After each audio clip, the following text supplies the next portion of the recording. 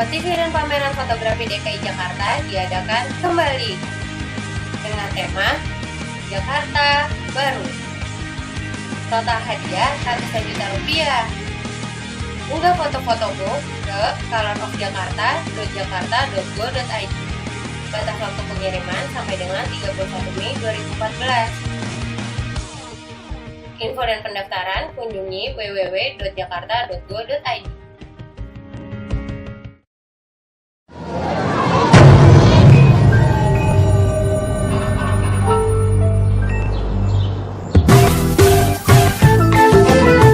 Jaga kebersihan. Hari gini buang sampah sembarangan.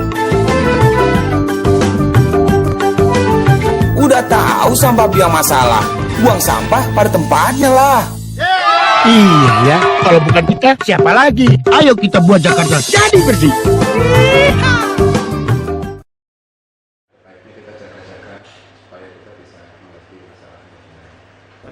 Yang pakai baju itu Silakan Bapak mendekat.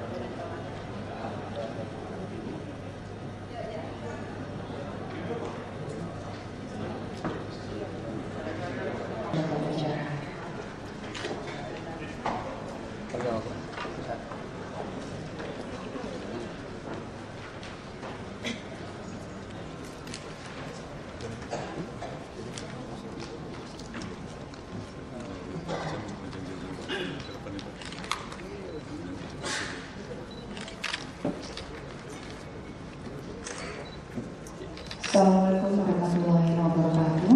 Pejabat Pemerintah Provinsi DKI Jakarta, para narasumber Provinsi DKI Jakarta tahun 2014. Sementara pada acara pembukaan rapat kerja daerah tim koordinasi penanggulangan kemiskinan tingkat Provinsi DKI Jakarta. Selaku Ketua Tim Koordinasi Penanggulangan Kemiskinan Provinsi DKI Jakarta, diikuti sesi Wapres Bidang Kesra selaku Sekretaris Eksekutif TNP 2K Bapak Bambang Widianto,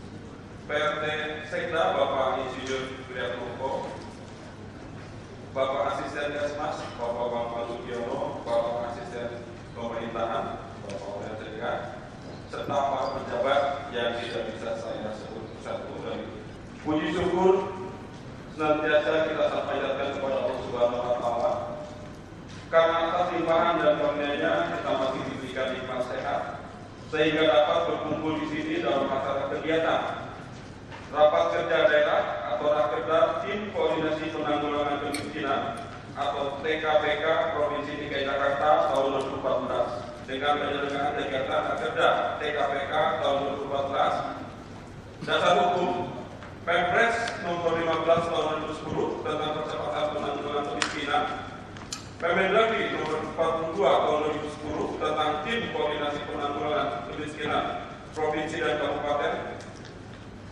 Pergub Provinsi DKI Jakarta nomor 53 tahun 2007 tentang arah kebijakan, dan tahun 2011 tentang tim koordinasi penanggulangan kemiskinan provinsi DKI Jakarta. Maksud dan tujuan: maksud meningkatkan komitmen dan kesepakatan antar SKPD dan pemangku kepentingan guna menghasilkan keterpaduan program atau kegiatan dalam upaya penanggulangan kemiskinan di Provinsi DKI Jakarta. Tujuan: meningkatkan komitmen dalam mensinergikan program penanggulangan kemiskinan yang dilaksanakan oleh SKPD dan pemangku kepentingan, menciptakan sinkronisasi program guna memperoleh penajaman sasaran penggarapan serta pengelolaan pelaksanaan kegiatan penanggulangan kemiskinan, merumuskan langkah-langkah konkret dalam kegiatan penanggulangan kemiskinan agar lebih terarah. Waktu dan tempat.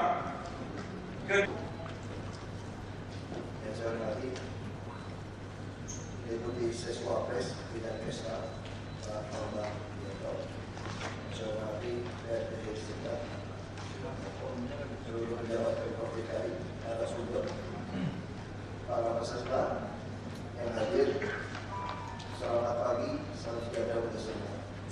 Pertama-tama kita bersyukur kepada Tuhan pada rapat kerja daerah ini. Kita ulang tahun lalu, rasanya baru sebentar gitu ya. dan tahun lalu diulang 2 kali. Kita suka sekali seperti itu. Ini kejadiannya tahun lalu diulang 2 kali. Jadi majunya sama. Nah, saya ingin ini benar-benar tahun kedua saya membuka acara ini. Kalau kita lihat dari bahan yang disediakan, saya selalu protes di depan Pak Wapres waktu di Jogja. BPS menggunakan, saya contoh, seiring laju inflasi, garis kemiskinan di DKI Jakarta terus meningkat katanya.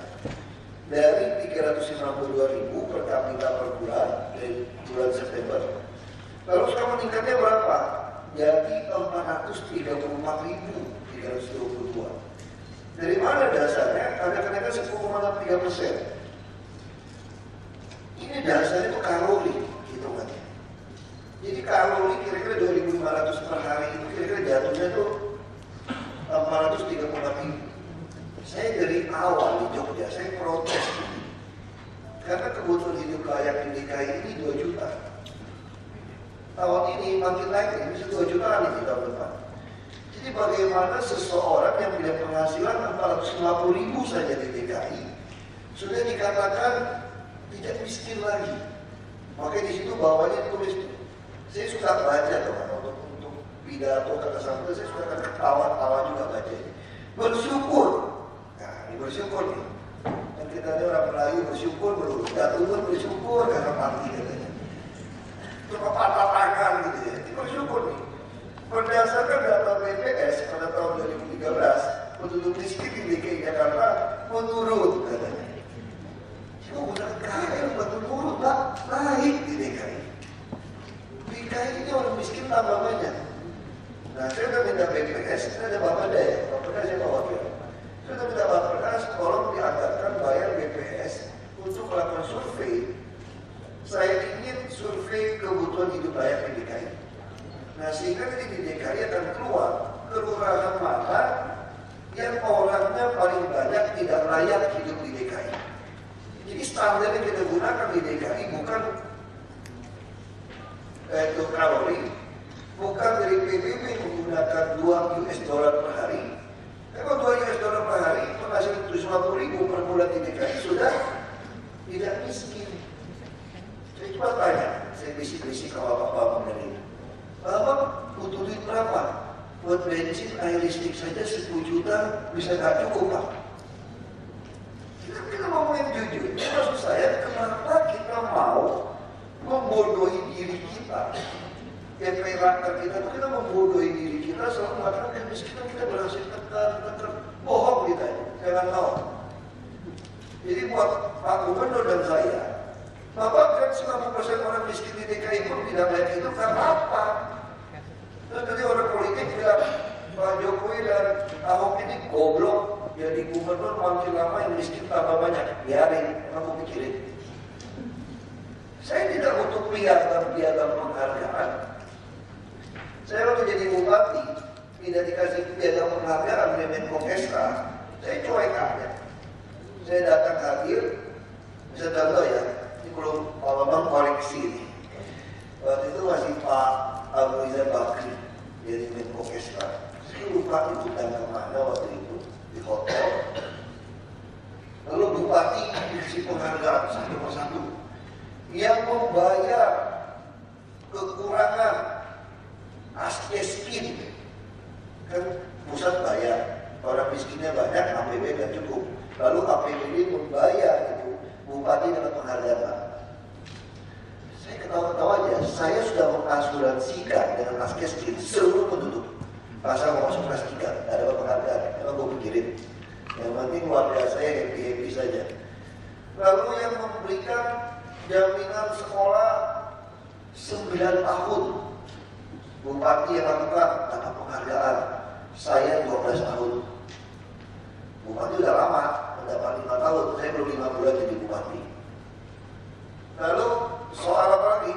Soal bantuan untuk membangun infrastruktur ke kampung yang terpencil supaya ekonomi yang naik. Dapat penghargaan itu 1, 2, 3.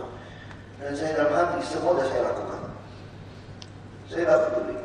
Saya tidak peduli dengan penghargaan tanda jasa dari presiden di agama saya. Saya tidak peduli. Saya yang penting rakyatnya yang peduli. Teman saya dapat penghargaan banyak sekali, pencalonan kedua gagal, kalah tipis.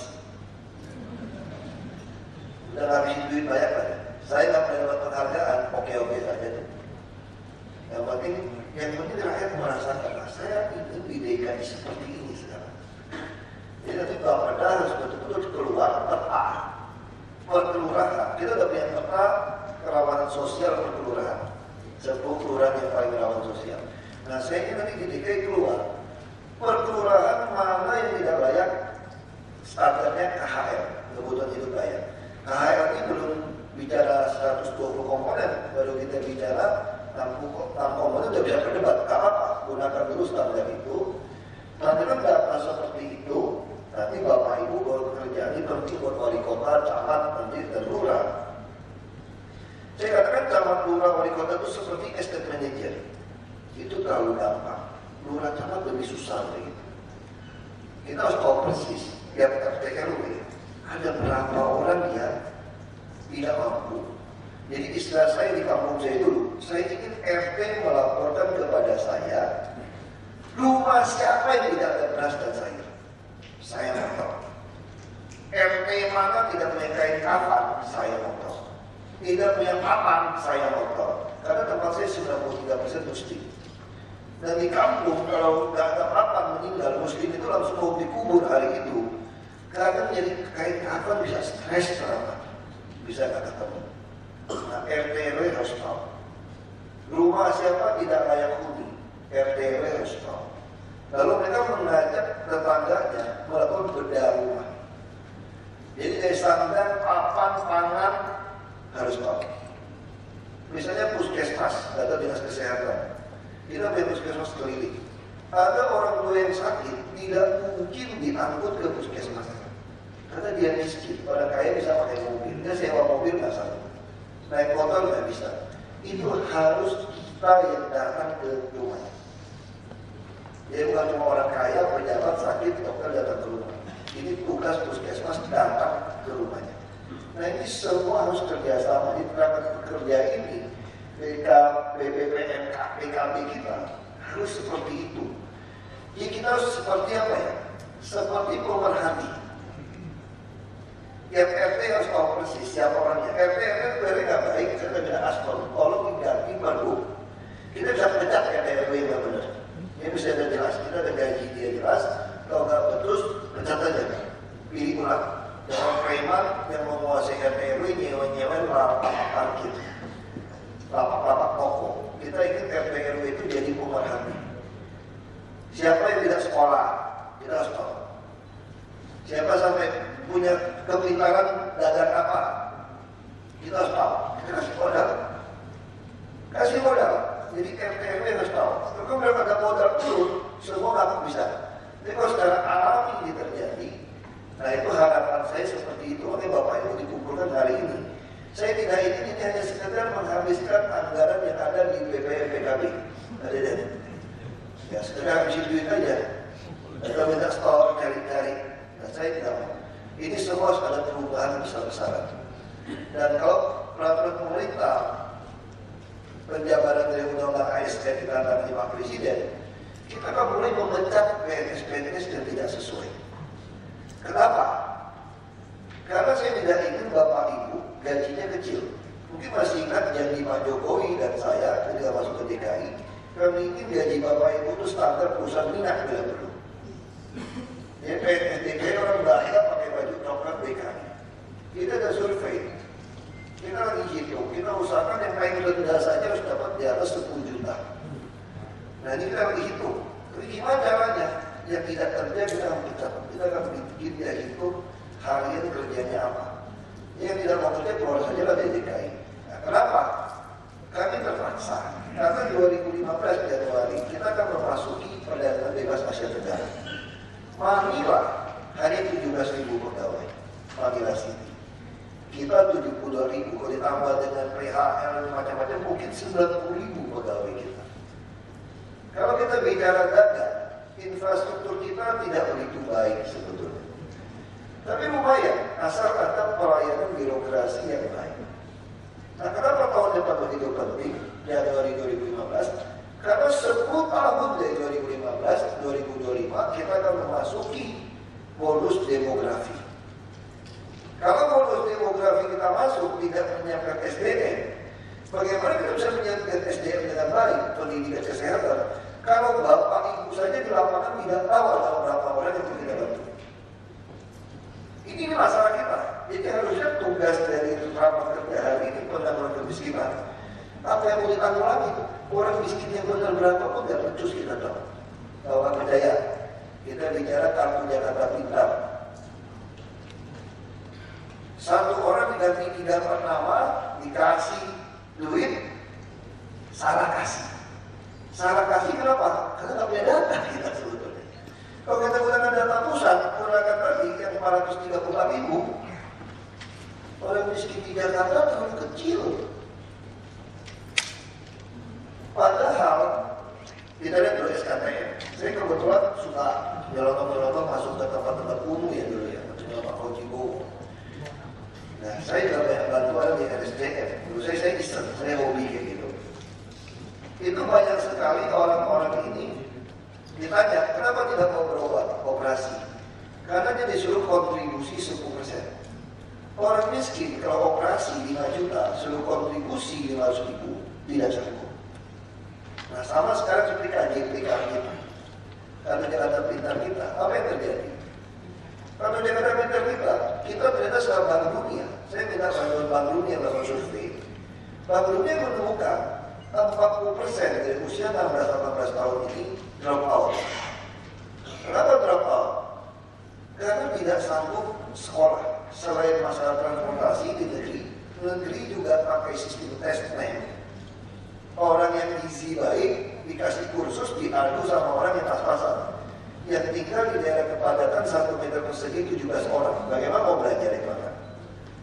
Bisa belajar pun tidak punya suasana untuk belajar. Nah, dia tidak dapat sekolah ke swasta dan bisa bayar. Lalu KJP kita hanya menanggung 80% dari kebutuhan si anak. Artinya keluarga itu sekolah lagi. Lebih baik anaknya tidak sekolah. Dan Bank DKI sudah minta tolong KJP itu tarifnya per bulan itu dulu. Dan di sini seleksi nama-namanya, alamatnya. Nah, kalau ketahuan, pidanakan. Nah, ini semua kenapa terjadi? Karena rapat kerja tim koordinasi penanggulangan kemiskinan kita ini tidak bekerja, Pak. Kita ini hanya tiap tahun ngabisin anggaran, bikin rapat kerja daerah, ya sekedar untuk mengisi program. Saya pernah minta Pak Dede dulu kan, saya ingin PKK laporkan kepada kita nomor handphone PKK tiap RT. Kalau tidak bubarin dari PKK, ngapain ada PKK? Kita punya RT RW, kenapa tidak diketahui? Semua ibu PKK, semua pengurus, semua harus kasih tahu nomor handphone di tiap wilayah. Laporkan apa yang terjadi di situ. Sampai kucing mati pun harus kamu tahu. Masa satu RT kamu tidak mengerti. Nah, kalau ini semua kerjasama dengan baik, kita tahu masalahnya di mana. Sehingga nanti kesehatan, kita semua program bisa menyatu. Kalau sekarang kita kerja masing-masing. Nah, sama di kantor kelurahan kita. Di kelurahan ada yang bagian pembinaan kesehatan masyarakat itu ya. Kasih itu. Kasih kesmas. Itu saya juga nggak ngerti apa fungsinya nanti. Jadi kacau balau sama di kelurahan itu ada urusan dukcapil. Begitu dia tidak ada, nggak bisa pelayanan.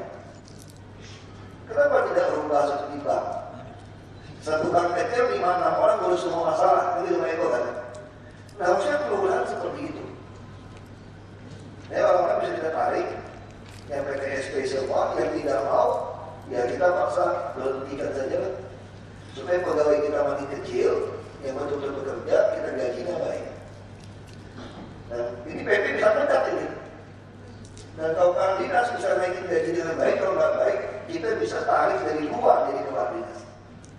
Ini undang-undang ASN seperti ini. Jadi gampang, hanya ada PNS dan yang kontrak uang. Hanya ada 2 saja di dalam aparatur sipil negara itu ada 2 aja. Nah, ini lebih gampang kita. Nah, sekali lagi kita terpaksa melakukan ini karena tahun depan Argometer mulai dihitung 2025, kalau 10 tahun ini kita tidak kerja dengan baik, mendeteksi siapa yang miskin, siapa yang betul-betul bantuan kita mau tanggulangi, maka 2025 bukan bonus demografi, tapi bencana demografi. Tapi kalau jadi bonus demografi 2025, 2035 setelah 10 tahun menikmati bonus ini, maka bangsa ini akan jadi hebat. Dan Jakarta paling hebat dibandingkan provinsi lain. Sehingga 2035 kita sudah bisa benar-benar 7 besar. Saya yakin bisa 5 besar dunia.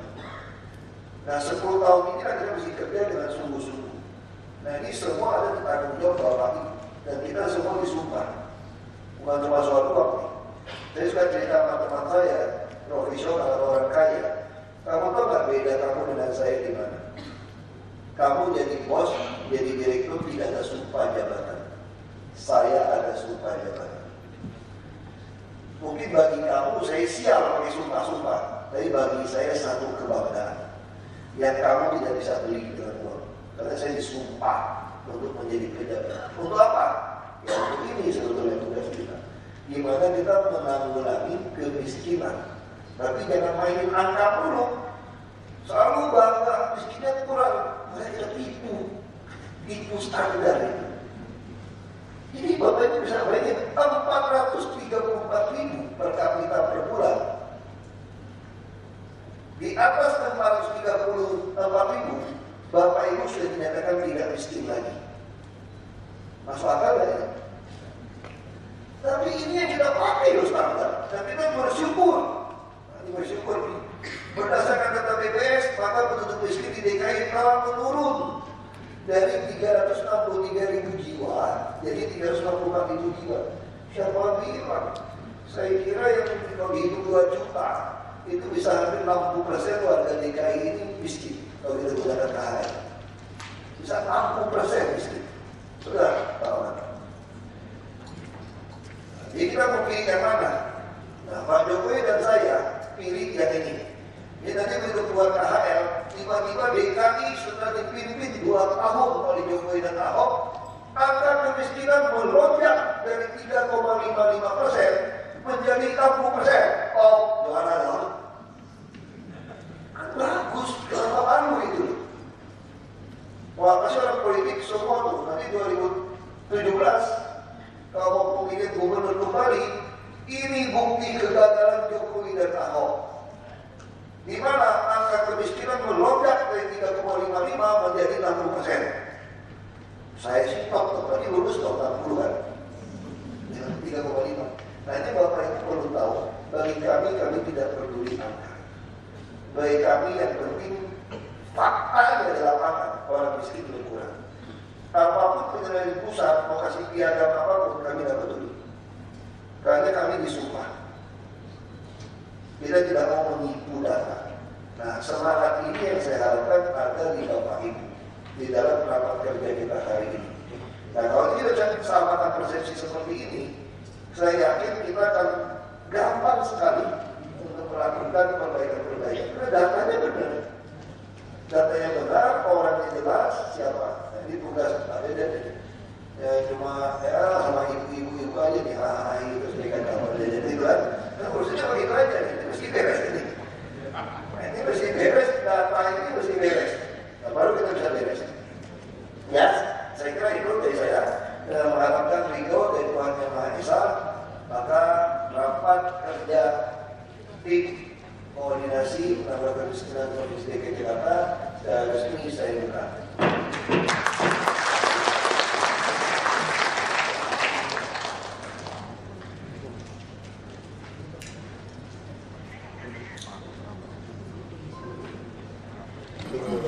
Miskin dengan isu kasih nyambung.